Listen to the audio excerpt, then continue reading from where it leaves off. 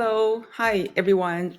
Welcome to the Taiwan MOE project session and join us to share the Apple and the Jamf success story for K-12 students. So, my name is Winnie, and I'm going to take care of this first part of the presentation. And later we will have a Glee, our sales engineer supervisor, to take care of the second half. So, this session, we are going to break into four parts. First, we will introduce the Taiwan Ministry of Education project. And the second, the success factor of Apple cross-Jamf engagement. So how we coordinate the worldwide collaboration and also the technology behind to make the mass deployment come true.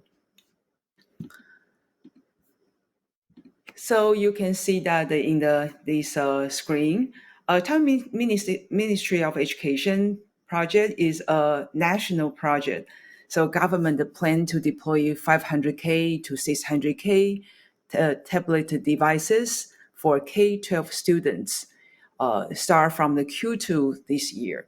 So this is a 4-year project including device, MDM, charging card, and the peripheral. So this project supports schools to choose iPad, Surface Go, or a Chromebook. So in the end, Jamf acquires 80% of market share. So that's something, right? So Taiwan MOE even built up one platform to consolidate the information through API. So in order to understand whether those devices be proper used, to track network behavior become one important requirement. So through the past experience, we know when it comes to the national iPad project, those are worries surely will come. What if a teacher is not familiar with using iPads in class? How much IT effort to manage this massive number of devices?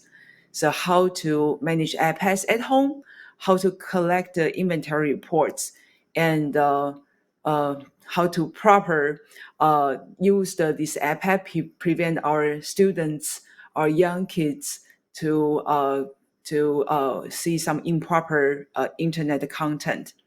So with all those mission and challenges, in order to handle those things be resolved. So Jamf offers MDM along with several powerful apps.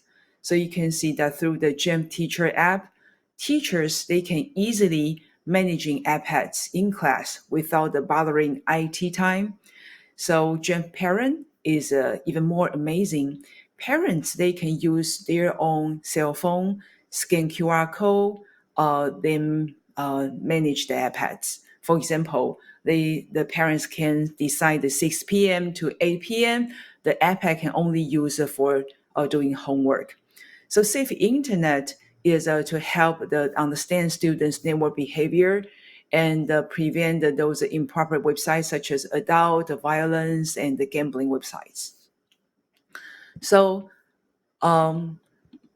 we mentioned about the key for this project success actually is Apple and the Jamf engagement. Because of the work, the Apple EDU team work with Jamf as the sole MDM partner to enlighten the iPad user experience. We made with the MOE together. We run into those marketing seminars together. We even discuss the solution structure, doing the business analysis together. So what is the benefit for end user, for school, for MOE through this engagement? We will say that through the Apple and the Jamf engagement, we save 80% IT's time. So iPad has been one easy to use and the super powerful device. By integrating the Apple and the Jamf technology, we even can save more than 80% IT effort. So let's check several scenarios. In class, the teachers wants to open web page or enable one app. sometimes it's hard to have the whole class students follow this instruction, right? So Apple Classroom can help on opening the web page or application for students. So here you are seeing that the teachers can just select uh, like all the to click the web page or apps uh, the teachers wants to play in the class.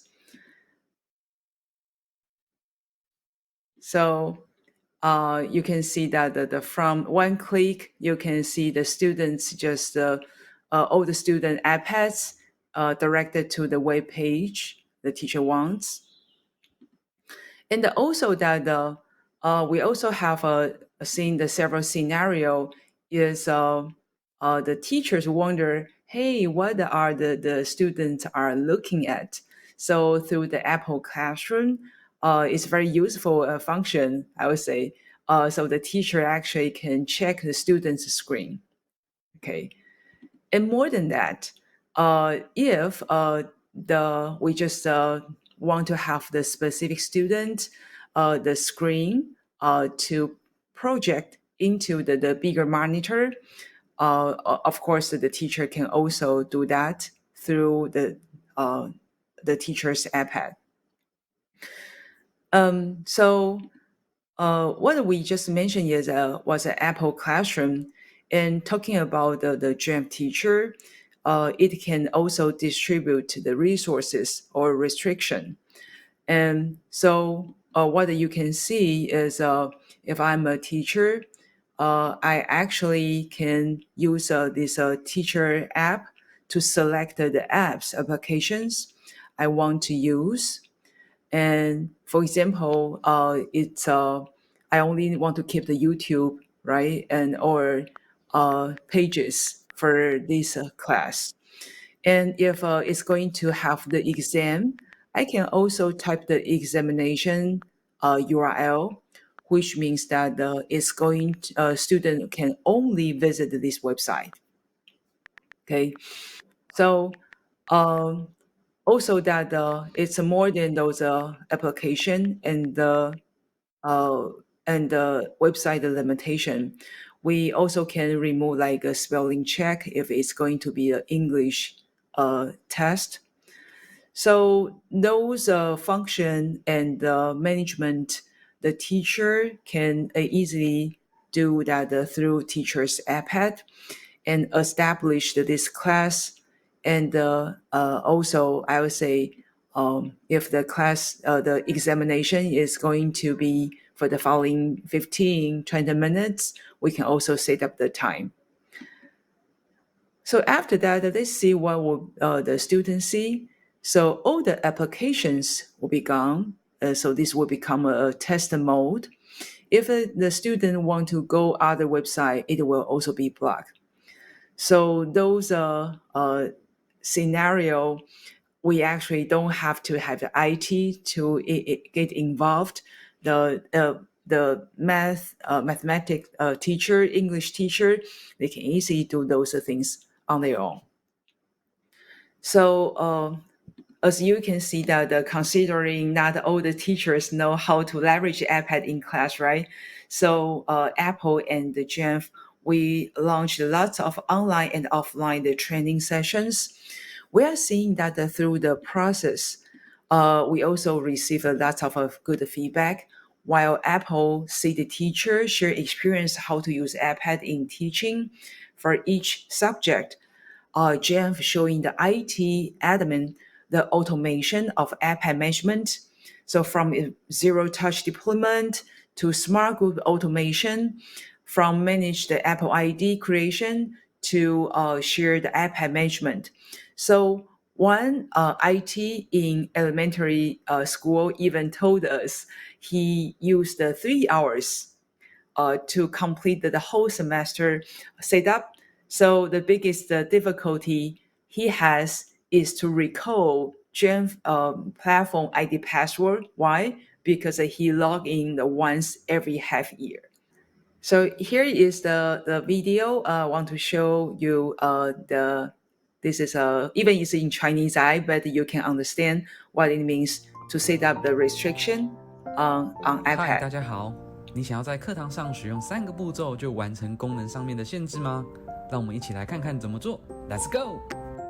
首先打开 Jamf Teacher App， 开启班级，在功能列中点按限制，将页面卷动到下方，将拼写确认与自动修正开关关闭。确认无误之后，就可以点按套用。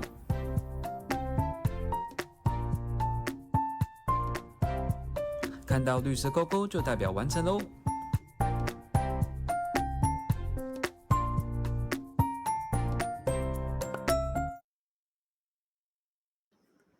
So this is just one example, and we created those a lot of FAQ and the videos as a resource to support those usage of this national project. So TMOE, we successfully deployed a lot of iPads, and for the next phase, we are seeing that it's a parent-funded device project. It's just initialized.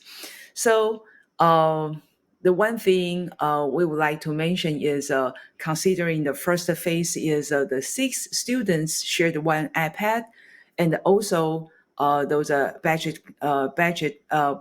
limitation. We think that the phase 2, we talk about the parent-funded device, can make this project continuous for a long time. So the iPad will be paid by parents. So with the parents' written approval, devices will go through the same zero-touch deployment process to be supervised by schools. After student just graduated from school, the school will manage this iPad, and then students, they can take it home. So considering Jamf is the leading solution to take care of a family and the school, so we will continuously working with Apple to promote the PFD. So Apple and Jamf in November, we will have the co-exhibitor for EdTech trade show. The PFD surely will be one major topic for that trade show. So start from the October. We already run a pilot trade show, talk about the PFD, and that trade show is quite special. We actually have the Jamf hosted this booth, but the subject and slogan, everything, it's from the suggestion from the Apple GC team. So it was the first time we introduced the PFD benefit for parent, and also how recently leverage e-commerce to collect the payment from parents. So the school don't need to touch money, handle those commerce process. It can just have leverage the e-commerce to do everything behind. So it's successful, and the first time we have this interaction with parents and the teacher for the PFD. We even, due to the TMOE project, we even have received a certification of appreciation from Taipei Mayor, and we also have the IT in our booth share the PFD process and how Jamf Parent, this app, help the iPad managing the iPad usage at home. So this project, we actually have several numbers. That's a really achievement by the greater teamwork worldwide. So we created 2,800 plus instances for a lot of schools. We localized the Jamf products and the documents. We initialized the 400K iPads in 2 months. We hosted the 100 more training sessions in 3 months. We even trained 3,000 school teachers. So with all those numbers, you must think about, hey, Jeff, how do you deploy all those iPads in a short time? We actually, in order to do that, we leverage the 5G router SIM card. We have the the 30 group of researcher teams doing all those enrollment nationwide. And also, in order to expedite everything, we actually have the daily project control. So it turns out averagely we have the 10,000 iPads deployed per day. Okay, so through all those, this you can imagine that through all those great teamwork, we actually must have some amazing technology behind. So later we are going to have a Glee continue this presentation and showing us from the technical perspective how Jamf coordinated with the Apple reseller and MOE to have this mass deployment. So Glee, just back to you. Thank you, Winnie. Hello, everyone. My name is Kli. I'm supervisor of sales engineer in APAC. So I'm talking about how we deploy iPads for this Taiwan MOE project. So we call this session as the magic of mass deployment. Taiwan MOE set some prerequisites for these K-12 tablets, like providing various tablet options, so school can choose a platform between Windows, Chrome OS, and iPad OS. And it worth to mention that MOE considers different platform has its own technology.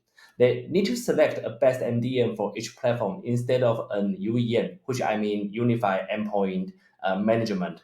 This is why in this project, we have GenPro, Microsoft Intune, and Google Workspace.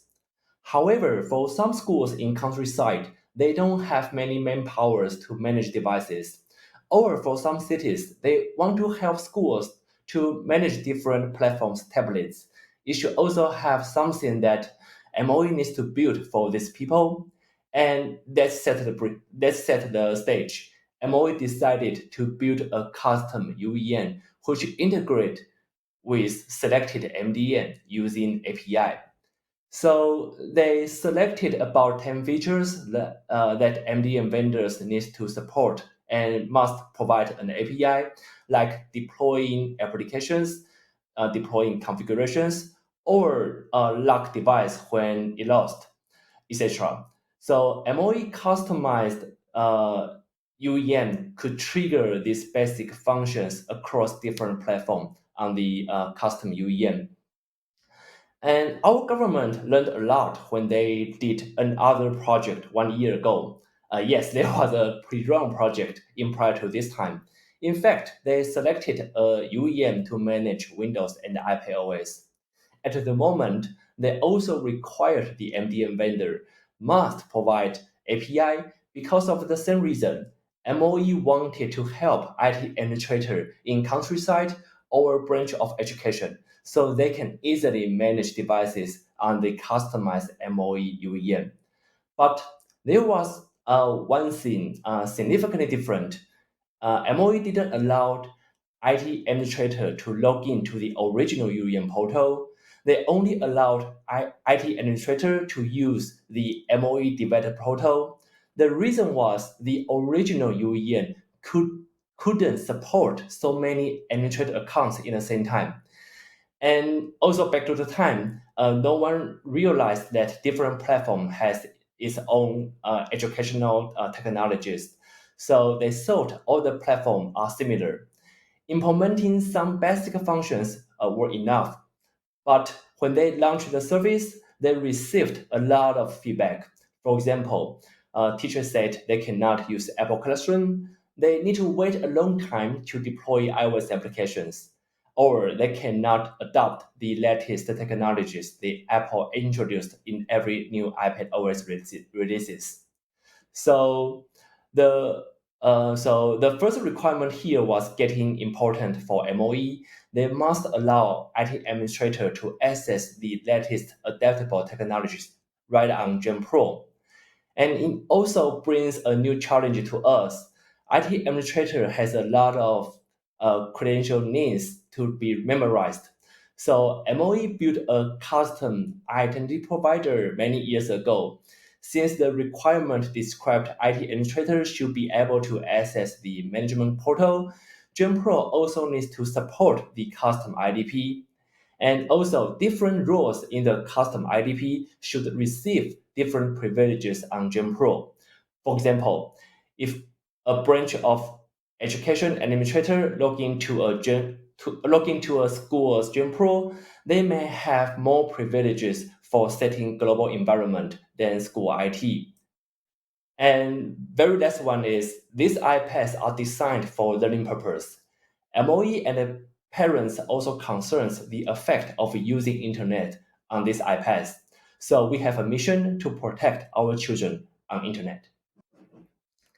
Okay, so like we mentioned before, in this project we have various MDNs because there is Windows, Chrome OS, and iPad OS.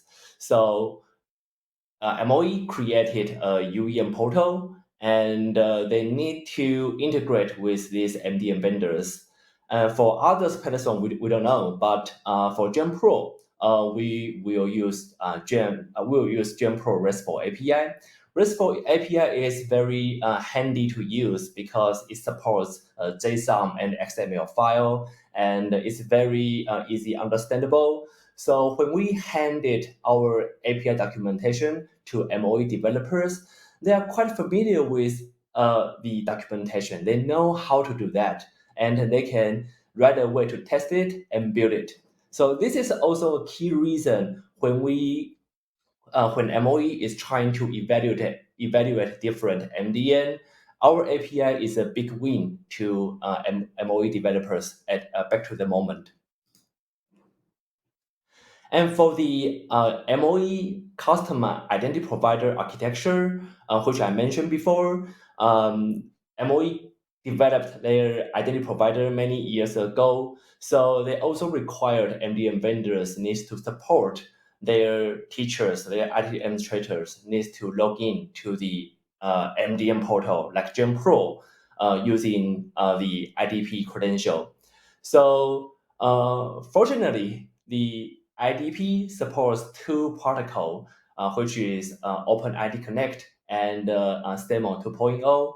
And because GenPro, we support STEMO 2.0, so we integrate with the MOE IDP using STEMO 2.0. And this is very easy for them to understand, and we can help them to using the IDP ID to log into the every GenPro console. Okay, so like we mentioned, because in the IDP we have different user, they may belongs to different school, different group. So if they are a BOE administrator, when they log into a GenPro console, the STEMO response will reply, this is actually a BOE level IT administrator. So they will get a group privilege for a BOE level. So this is all by design because GenPro, we have a feature called GenPro users and groups. So we can predefine all the privileges for different user group. When an OpenID, so when an IDP credential is trying to log into GenPro console, they can receive the privileges directly. Okay, so this is I mentioned before. In GenPro, we have a STEMO response attribute, so you can customize your group attribute value here. So when we worked with MOE IDP developer, we taught them you need to design your STEMO response to include this key. So the value should align with the group naming we just mentioned on the previous slide. So when a user have the attribute and the correct value, that when they're trying to log into GenPro console, they will get the group privileges. And in order to allowing IT administrator to adopt the latest educational technologies that introduced by Apple, we decided to create GenPro instance for each school after discussing with our consulting engineer team. A school, a JPro instance that represent there will be 2,800 instances in this project, and a naming convention became a crucial thing when we implement this architecture. Okay, so remember we also mentioned that we need to we have a mission. We need to protect our children on internet. So in this national project, we adopt Jamf data policy to secure students' internet traffic. We used data policy because there is a benefit that MOE can block or allow categories at root level. For example, they can restrict users from visiting adult website, gambling websites at the very top, and it will propagate to leaf level, which I mean is all the schools. So you can see every school has its own JPro instance and a corresponding Jamf data policy instance, and we use the technology like a scripting method to integrate Jamf data policy leaf and the JPro instance. And this back to the naming convention session, back to the naming convention topic we have. When we decide to provide JPro instance for each school,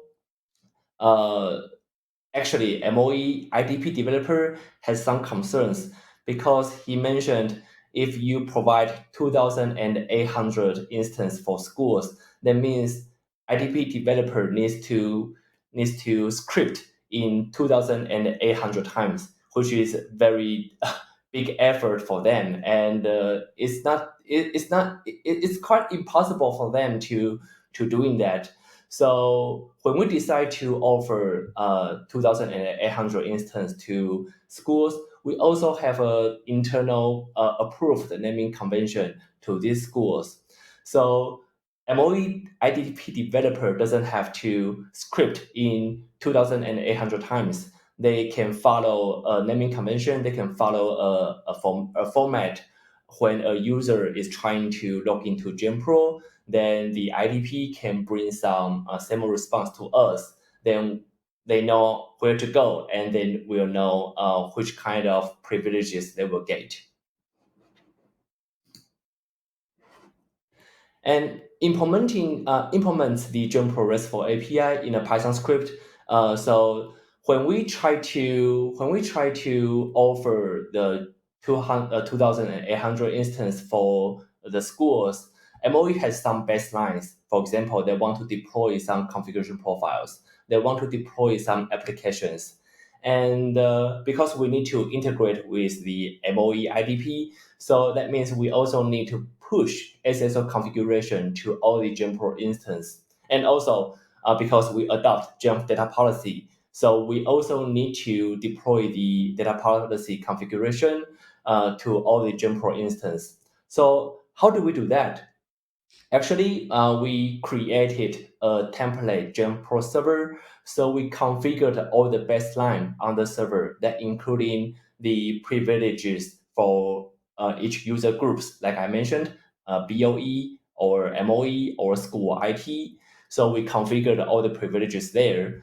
And we also create the MOE baseline layer. For example, if there is any web clips that MOE wants to deploy, or if there is any application MOE would like to deploy with, so we can configure these things on the template server. So when we have done all the configuration, we script a Python. So the Python will read the template server and clone the baseline to the older JPro instance. And because the Python and the naming convention, we successfully provisioned 2,800 instances in 1 week. So this is the magic when we try to deploy a lot of instances in one time and in a short time, and how we provision so many iPads in 2 months. So naming convention and using RESTful API and fully considered different technologies that Apple has, and we need to think of that in prior to provision these settings to all the Jamf Pro instance. This is 3 crucial things I want to mention. Thank you.